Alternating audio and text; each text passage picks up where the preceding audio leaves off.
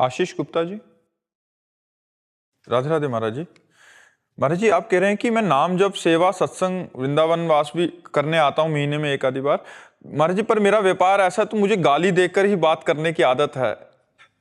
ऐसा व्यापार तो हमने आज तक नहीं सुना। भाई कौन सा व्यापार है जिसमें गाली देना होता, हमको भी जानकारी हो जाए। गत्ते के डब्बों का व्यापार है महाराज जी। गत्ते के डब्बों का लेबर वाले मतलब प्यार से महाराज जी बोलते हैं, 10 बारी में काम नहीं सुनेंगे, फिर उसी लैंग्वेज में बात करनी पड़ती होती। वैसे गाली ना दे तो अच्छा है, क्यों जबान गंदी करे यार। हम डांट के भी तो कह सकते हैं, कि सम्मान पूर्वक कह सकते हैं कि आप ऐसा क्यों नहीं करते हो। जरूरी गाली दे, उससे कोशिश करो गाली देना बंद करो। जबान क्यों गंदी करते हो? इससे मुझे भगवत प्राप्ति में बाधा होगी। हाँ बिल्कुल बाधा हो जाएगी। आप कठोर वचन बोलते हैं, जबकि वाणी के लिए कहा गया है मृदु, हितकर और सत्य। सत्य हो पर मृदु होनी चाहिए, सत्य हो उसका हित करने वाला होना चाहिए। ऐसा सत्य नहीं होना चाहिए कि उसका अहित हो जाए, ऐसा सत्य नहीं होना चाहिए कि कठोर बोल दो। सत्य, मृदु और हितकर वाणी। वाणी एक अमोल है, जो कोई बोले जान, हे तराजू तौलिके तब मुख बाहर आने। बहन बेटी की गालियां देते रहते, जबान गंदी करते रहते हैं, फायदा क्या हुआ। हाँ, हम कठोर शासन कर सकते हैं। अगर हमको अपनी लेबर से काम कराना है तो गाली दे के थोड़ी काम कराना है, कठोर शब्दों से भी बोल सकते हैं, निकाल सकते हैं, लेकिन गाली क्यों दें। गाली देने का अभ्यास बहुत गलत है। प्रायः लोग गाली दे देते हैं, नहीं देना चाहिए, गाली को रोकना चाहिए। जबान गंदी क्यों करें हम, तो बहुत गंदी बात होती है और बहुत निकृष्ट बात होती है, और ये छोड़ देना चाहिए। कोशिश करो, आप और कठोर शब्दों का प्रयोग कर सकते हो, लेकिन गाली देने की जरूरत नहीं है। आपको लगे तो निकाल सकते हो उसको, लेकिन जरूरी नहीं कि आप गालियां देकर ही अपनी जबान को, अपने स्वभाव को बिगाड़ें।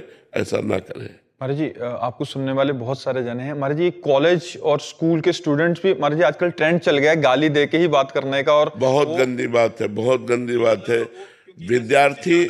विद्यार्थी का तो एक तपस्वी जीवन होता है। आज विद्यार्थी विलासिता में जा रहे हैं, गंदी बातों में जा रहे हैं, नहीं, विद्यार्थी का जीवन तो एक तपस्वी जीवन होता है। वो हर अपनी इंद्रियों को कंट्रोल में करके विद्या अध्ययन करके उच्च स्थानों पर प्राप्त करता है।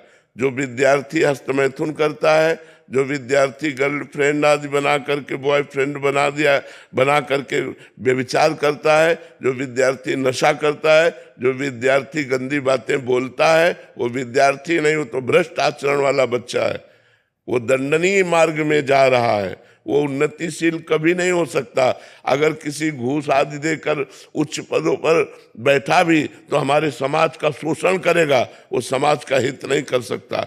जिसकी मानसिकता इंद्रियों की विलासिता में गिर गई है, वो भ्रष्ट आचरण वाला, वो भ्रष्ट अधिकारी होगा, ना कि वो उत्तम अधिकारी बनकर हमारे समाज की सेवा करे।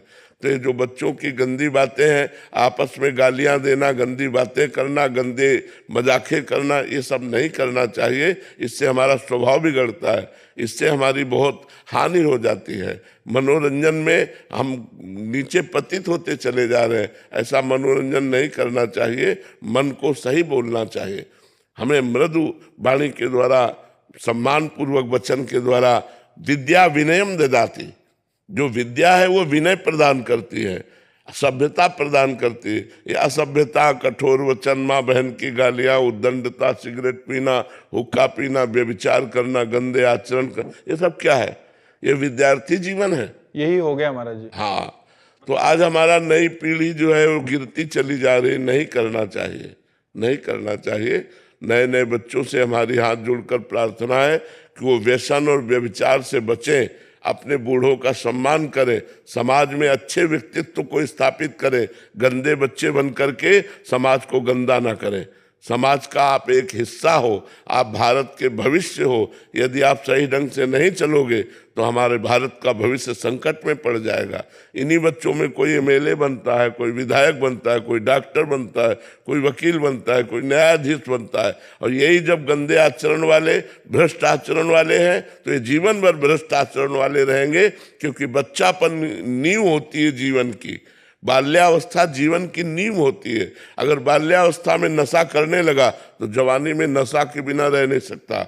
बाल्यावस्था में व्यभिचार किया तो जवानी में व्यभिचार के बिना नहीं रह सकता। संयम से रहना चाहिए। ये अवस्था एक संत की अवस्था है, बाल्यावस्था एक तपस्वी की अवस्था है। इसीलिए गुरुकुलों में भेजा जाता था कि वहां से परिपक्व होकर फिर गृहस्थ धर्म में आवे। अब गुरुकुल वाली तो बात ज्यादा रह नहीं गई, अब तो आधुनिक विद्यालय रह गए जिनमें आधुनिकता ही आधुनिकता है, अध्यात्म है ही नहीं। और बिना अध्यात्म के जीवन बढ़िया नहीं होता, जीवन सही मार्ग वाला नहीं होता, क्योंकि अध्यात्म सही मार्ग सिखाता है।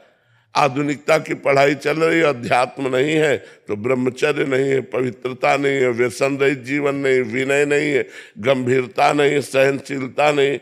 जरा सी बात में 4 विद्यार्थी मिलकर टीचर को पीट दिए। तो ये जो हमारी असभ्यता है, ये हमारे समाज में बहुत बड़ा कलंक है, इसे हटना चाहिए। हमारे नए बच्चे नशा न करें, हमारे नए बच्चे व्यभिचार न करें, हमारे नए बच्चे अच्छे मार्ग का अनुसरण करें, ये हम चाहते हैं। हाथ जोड़कर प्रार्थना करते हैं, अपने जीवन को बर्बाद मत करो। अब जो ड्रग्स लेने लगा बच्चा, अब उसके बिना जी नहीं सकता। अब पूरे जीवन के लिए उसने रुपयों की आवश्यकता बढ़ा ली। अब उसको 100-200 रुपये रोज चाहिए, अब जितने का आता हो। जैसे धीरे धीरे डोज बढ़ते जाते हैं। और अभी महाराज जी आपको 4 दिन पहले बता रहा था कि एक माता जी लेके आए थे, वो कह रहे थे कि ये घर का सारा सामान बेच दिया, गांव का बच्चा है, कह रहा धान बेच दिया, मेरे आभूषण बेच दिए, पिताजी इसके है नहीं है, और पूरा अभी इसकी हालत ऐसी हो गई है कि मतलब क्या बताऊं। बिल्कुल बिल्कुल, क्योंकि उसे अर्थ चाहिए, नशा सीख गया, उसे अर्थ चाहिए। तो नए बच्चों को चाहिए कि वो व्यसन न करे, व्यभिचार न करे, संयम से रहे। जब गृहस्थी में जाए तब गृहस्थ धर्म का उपभोग करे।